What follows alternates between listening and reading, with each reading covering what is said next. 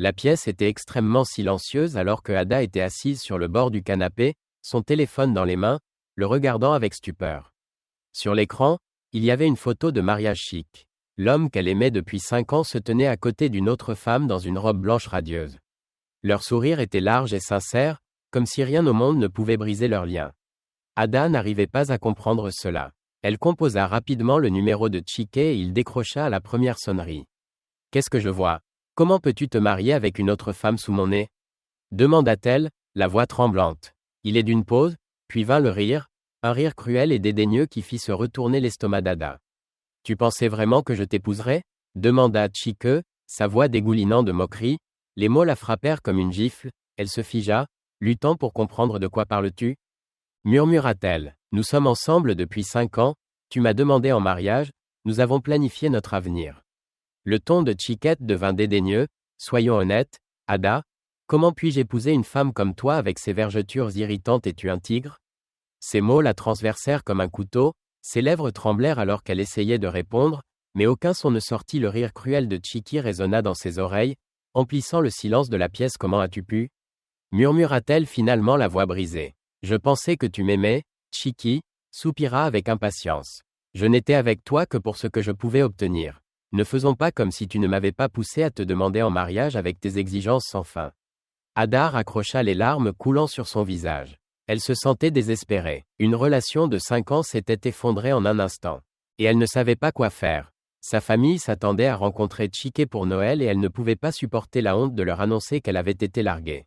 Elle savait que ses demi-sœurs se moqueraient d'elle sans relâche et elle était déterminée à ne pas leur donner cette satisfaction. Déterminée à trouver quelqu'un de nouveau, Ada a commencé à assister à tous les événements sociaux et mariages auxquels elle était invitée.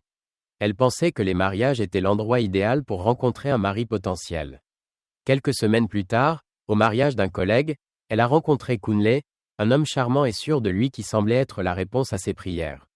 Kunle était attentionné et généreux, comblant Ada de compliments et de cadeaux. Sa voix grave elle attirait comme un aimant et bientôt ils ont commencé à sortir ensemble pour la première fois. Depuis son chagrin d'amour avec Chic, Ada avait l'impression de reprendre enfin sa vie en main. Kunle était un parfait gentleman. Toujours courtois et attentionné, il la comblait de compliments et de cadeaux et Ada commença à croire qu'elle avait enfin trouvé son futur mari. Mais bientôt des fissures commencèrent à apparaître dans leur relation apparemment parfaite. Un soir, alors qu'ils dînaient dans un restaurant chic, Kunle fronça les sourcils lorsqu'Ada commanda son riz jollof et son poulet préféré. « Tu ne penses pas que ce repas est trop mauvais pour ta santé ?» demanda-t-il avec désinvolture, tandis qu'Ada reculait sous le choc. « Que veux-tu dire ?» Kunle sourit comme si ces mots étaient utiles. « Tu es belle, mais tu serais encore plus belle si tu perdais un peu de poids. » Ces commentaires se poursuivirent au cours des semaines suivantes. « Tu devrais essayer de faire du jogging le matin, suggéra-t-il. Il lui fit même la surprise de lui offrir un abonnement à une salle de sport en disant « Je veux juste que tu sois au meilleur de ta forme », se sentant obligé de lui plaire. Ada commença à suivre un régime et à faire de l'exercice de manière obsessionnelle. Elle sautait des repas et passait des heures à la salle de sport, se poussant jusqu'à l'épuisement.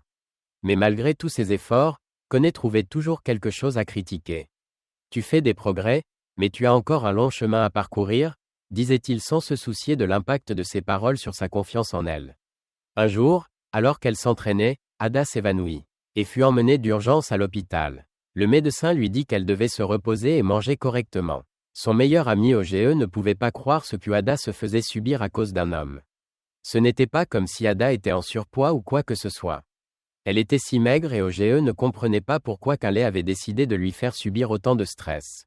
« Tu te tues pour cet homme ?» dit OGE à Ada, qui essaya de lui trouver des excuses. « Il ne veut que le meilleur pour moi », dit-elle à OGE.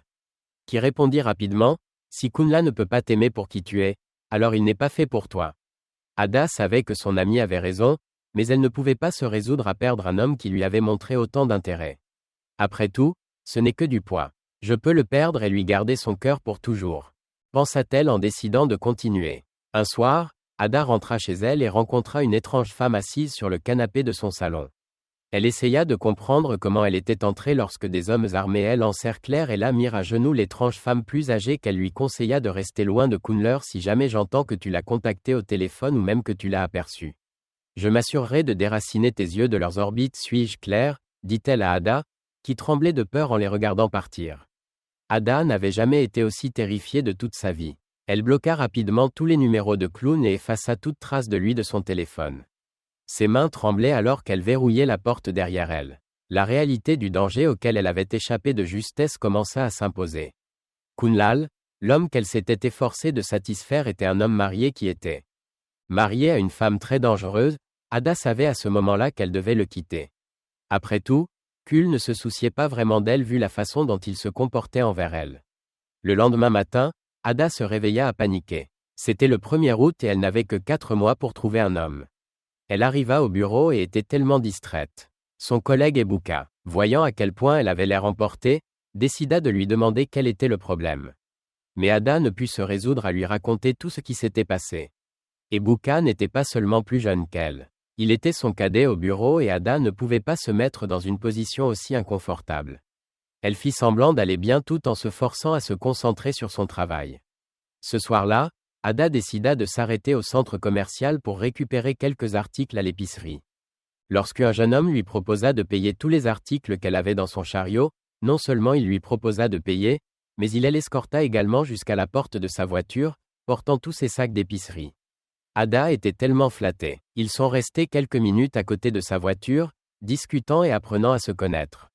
Quand il l'a invitée à sortir avec lui, Ada a accepté sans réfléchir et est rentrée chez elle avec le sourire aux lèvres.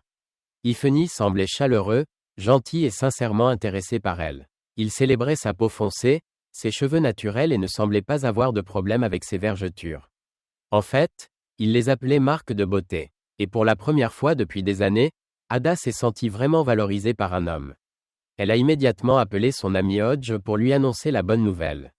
Ada n'a pas pu cacher son enthousiasme en racontant comment Ifani avait payé ses courses et l'avait raccompagnée à sa voiture. Il m'a même ouvert la portière de la voiture, a-t-elle dit avec enthousiasme à Hodge, qui a ri et lui a dit de se calmer. Apprends d'abord à le connaître avant de tomber amoureuse de lui, a-t-elle dit à Ada à qui elle a conseillé de ne pas ouvrir son cœur si facilement. Je ne veux pas que tu aies le cœur brisé à nouveau, dit-elle, exprimant ses inquiétudes. À propos de la facilité avec laquelle Ada semblait tomber amoureuse de n'importe quel homme qu'elle rencontrait, Ada roula des yeux et dit à OGE qu'elle avait entendu son rendez-vous avec Ifani était le lendemain soir et Ada avait hâte de le revoir. Le soir venu, Ada s'habilla et se rendit au restaurant où ils avaient convenu de se rencontrer. Elle entra dans le restaurant et rencontra Ifani qui avait un joli sourire sur le visage. Il tira la chaise pour la laisser s'asseoir lorsqu'une vieille femme s'approcha d'eux et s'assit à côté d'Ada. Ada ne put cacher sa confusion. « Je pense que tu es à la mauvaise table », dit-elle à la vieille femme qui elle informa qu'elle était la mère d'Ifani. Ada se figea, sa confusion se transformant rapidement en incrédulité. Elle se tourna vers Ifani qui souriait toujours comme si c'était tout à fait normal. « Ma mère a insisté pour venir », expliqua-t-il avec désinvolture. « Elle veut te connaître, n'est-ce pas génial ?» Força un sourire, son esprit s'emballant. « Oh je vois », dit-elle poliment, même si intérieurement elle pouvait se sentir hurler. Elle jeta un coup d'œil à la vieille femme qui avait déjà commencé à réarranger les couverts sur la table en marmonnant quelque chose à propos de la propreté. Tout au long de la soirée, la mère d'Ifani dominait la conversation. Elle bombardait Ada de questions. « Sais-tu cuisiner ? Sais-tu comment préparer l'igname pilé à partir de zéro ? À quelle heure te lèves-tu pour nettoyer ta maison ? Vas-tu régulièrement à l'église ?» Ada avait l'impression d'être interrogée, pas courtisée. Chaque fois qu'elle essayait de répondre, Ifani intervenait, approuvant les arguments de sa mère ou riant de ses remarques. « Elle est juste minutieuse, » dit Ifani à un moment donné, comme si Ada devait être reconnaissante. « Elle sait ce qui est le mieux pour moi. » Ada serra les poings sous la table, essayant de garder son sang-froid à la fin de la soirée. Elle était épuisée quand il fait. Annie l'accompagna jusqu'à sa voiture. Elle ne peut plus se retenir. « Pourquoi as-tu amené ta mère à notre premier rendez-vous » demanda-t-elle d'une voix ferme mais calme. Annie avait l'air sincèrement surprise. « Qu'est-ce qui ne va pas ? Ma mère et moi sommes proches, elle fait partie de ma vie et tous ceux avec qui je sors doivent le comprendre. » Ada secoua la tête. « Je comprends que tu sois proche de ta mère, mais c'est trop. Tu ne m'as même pas demandé si j'étais d'accord. » Ifani haussa les épaules. « Si tu es mal à l'aise, peut-être que tu n'es pas la bonne femme. Pour moi, l'opinion de ma mère compte plus que tout. » Malgré le malaise initial d'Ada, elle décida de donner une autre chance à Ifani. Elle se persuada qu'il ne s'agissait que d'une situation ponctuelle. Peut-être qu'il se rendrait compte à quel point il était déraisonnable d'impliquer sa mère dans tout. Mais cela n'a fait qu'empirer. Ifani ne pouvait prendre aucune décision sans consulter sa mère.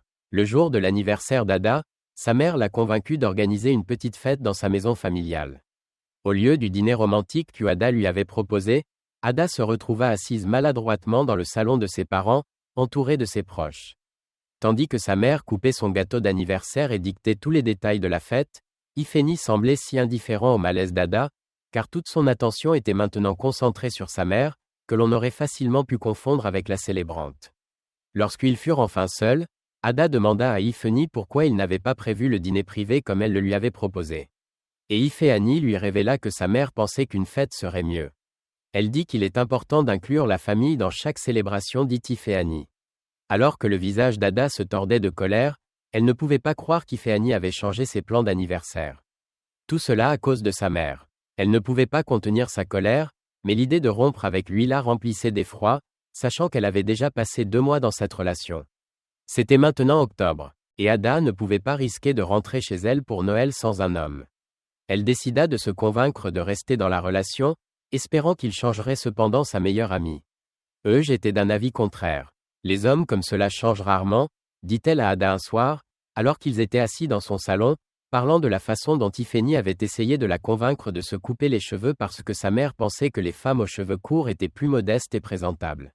Ada n'en croyait pas ses oreilles. Elle a dit quoi? Demande à Ada la voix empreinte de frustration. Si tu te coupes les cheveux, ma mère t'aimera encore plus, lui avait dit Ifeni plus tôt dans la semaine, comme s'il s'agissait d'une suggestion inoffensive. Il avait souri en le disant complètement inconscient de la douleur que ces mots avaient fait à Ada.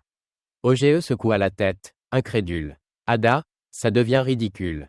D'abord, il change des plans d'anniversaire à cause de sa mère. Maintenant il veut que tu te coupes les cheveux à cause d'elle et après vas-tu la laisser organiser ton mariage aussi? Ada soupira déchirée entre son besoin de faire plaisir à Ifeni et le sentiment de se perdre à nouveau. J'ai juste besoin que ça marche. Hodge. Noël approche et je ne peux pas affronter ma famille sans un homme à mes côtés. Ils se moqueront encore de moi. Laisse-les rire, dit Hodja fermement. C'est mieux que de vivre ta vie comme ça. Ada, tu mérites quelqu'un qui t'aime pour ce que tu es, pas quelqu'un qui essaie constamment de te changer ou qui laisse sa mère diriger ta relation. Le point de rupture est arrivé quand il fait. Annie a invité Ada chez sa famille pour un déjeuner du dimanche. Elle avait passé toute la matinée à se préparer, déterminée à faire bonne impression. Mais dès son arrivée, sa mère a commencé à la critiquer. Ta robe est trop serrée, dit sa mère en fronçant les sourcils. Une femme respectable ne devrait pas porter quelque chose comme ça. Et tes boucles d'oreilles sont trop grandes, elles sont distrayantes. Ada se mordit la langue, forçant un sourire poli. Elle resta assise pendant tout le repas, endurant d'autres commentaires sur sa posture, ses talents de cuisinière et même sa carrière. Tu travailles trop, dit sa mère. À un moment donné, comment auras-tu le temps de t'occuper de mon fils et de tes futurs enfants? Ada jeta un coup d'œil à Ifeni, espérant qu'il la défendrait, mais il hocha simplement la tête, disant que sa mère avait raison. Ada, une fois que nous serons mariés, tu devras réduire ton temps de travail et t'occuper de nos enfants. Après tout, une femme est censée être sous son mari et non au-dessus de lui. Ada sentit son estomac se retourner. À ce moment-là, elle avait travaillé dur pour construire sa carrière et n'était pas prête à l'abandonner pour un homme ou pour sa mère autoritaire.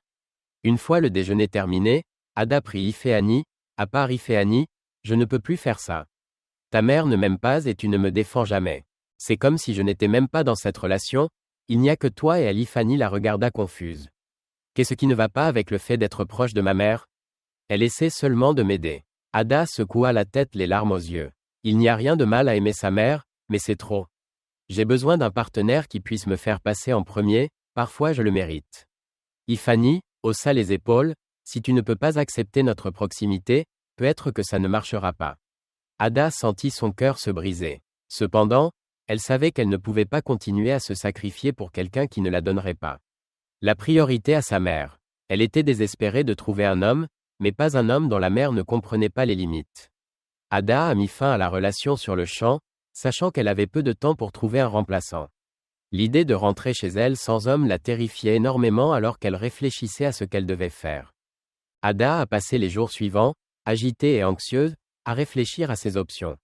Un soir, alors qu'elle regardait un film romantique, elle a vu une scène où l'héroïne payait un homme pour se faire passer pour son petit ami devant sa famille.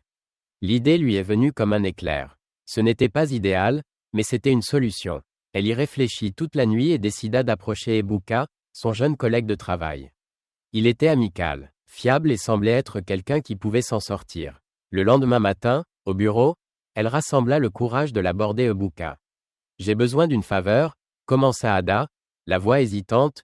Ebuka haussa un sourcil. « Quel genre de faveur ?»« J'ai besoin que tu fasses semblant d'être mon petit ami pour Noël, » lâcha Ada. « Je te paierai. Je ne peux pas rentrer chez moi sans un homme. Ma famille va m'humilier. » Ebuka resta stupéfaite un instant, puis rigola. « Tu es sérieuse ?»« Je suis très sérieuse, » dit Ada à la voix ferme. « Je paierai ton billet, ton hébergement, tout. Tu dois juste te comporter comme mon petit ami pendant quelques jours. » Après un moment de réflexion, Ebuka hocha la tête. « D'accord, je le ferai, mais tu n'as pas à me payer. Couvre juste mes frais de voyage. » Ada pouvait à peine contenir son soulagement et son excitation. Elle remercia Ebuka d'avoir accepté de faire ça pour elle. Ebuka sourit, la rassurant que tout se passerait bien. Le jour du voyage, Ada arriva tôt à l'aéroport, le cœur battant à la fois d'anxiété et d'impatience, alors qu'elle attendait son téléphone sonna. C'était un message d'Ebuka. « Désolé Ada, je ne peux pas venir. Il y a eu un imprévu. » Son cœur se serra. Elle lut le message encore et encore, espérant qu'il n'était pas réel. La panique s'installa lorsqu'elle réalisa qu'elle n'avait pas de plan B. Elle sentit les larmes lui piquer les yeux. Mais les cligna rapidement des yeux, elle ne pouvait pas se permettre de craquer. Maintenant déterminée à ne pas abandonner, Ada embarqua seule pour son vol à destination d'Enugu. Elle passa tout le voyage à réfléchir à la manière d'affronter sa famille. L'humiliation lui semblait inévitable lorsque leur avion atterrit. Ada sentit son cœur s'arrêter. La pensée de ce qui l'attendait la remplit d'effroi alors qu'elle descendait de l'avion et récupérait ses bagages après ce qui lui sembla être des heures. Ada récupéra ses bagages et décida de sortir de l'aéroport. En sortant, un jeune homme séduisant s'approcha d'elle pour lui parler. Il semblait tellement insister pour lui parler, mais Ada était trop furieuse pour l'écouter. Elle le repoussa et monta rapidement dans un taxi pour la ramener chez elle. Le trajet jusqu'à sa maison familiale fut l'un des plus longs qu'elle n'ait jamais connus. Ada ne savait pas à quoi s'attendre. Alors qu'ils approchaient de l'autoroute, son taxi tomba en panne sur le bord de la route. Ada ne comprenait pas pourquoi ces choses se produisaient. Elle était tellement furieuse qu'elle a commencé à crier de colère contre le chauffeur qui a fait tout ce qui était en son pouvoir pour faire avancer le taxi. Après quelques minutes, le taxi est arrivé et ils se sont dirigés vers la maison de sa famille. Ada pouvait sentir son cœur s'emballer alors qu'ils approchaient de la maison de sa famille. Elle pouvait imaginer le visage de sa mère lorsqu'elle se rendrait compte qu'elle rentrait seule à la maison. Ada à ce moment-là a décidé de supporter la honte. Elle est entrée dans la maison et a rencontré ses demi-sœurs qui étaient assises dans le salon. Elles ont levé les yeux vers elle, leur visage s'illuminant de moquerie. « Or regarde qui est de retour la Pringle célibataire de la famille » ont-elles dit en riant. Moqueusement Ada, aimes-tu être seule ou les hommes sont-ils allergiques à être en couple avec toi ? Demanda l'une de ses sœurs, alors que Ada se tenait là, figée, sa valise toujours à la main, le cœur brisé à chaque mot. Elle a essayé de garder son sang-froid, mais les larmes menaçaient de couler. Elle voulait se défendre, mais elle ne trouvait pas les mots. Tu devrais peut-être accepter de mourir seule, ajouta cruellement l'une d'elles, riant comme si c'était une blague. Ada serra les poings, retenant ses larmes. Elle respira profondément et passa devant eux dans sa chambre, refusant de leur donner la satisfaction de la voir pleurer. Elle s'assit sur son lit, se sentant vaincue quand soudain on frappa à la porte, s'essuyant rapidement le visage. Ada se leva et se dirigea vers la porte lorsqu'elle l'ouvrit, ses yeux s'écarquillèrent de stupeur. Debout se tenait le même homme qu'elle avait insulté à l'aéroport. « Toi » s'exclama Ada, la voix pleine de confusion. « Que fais-tu ici ?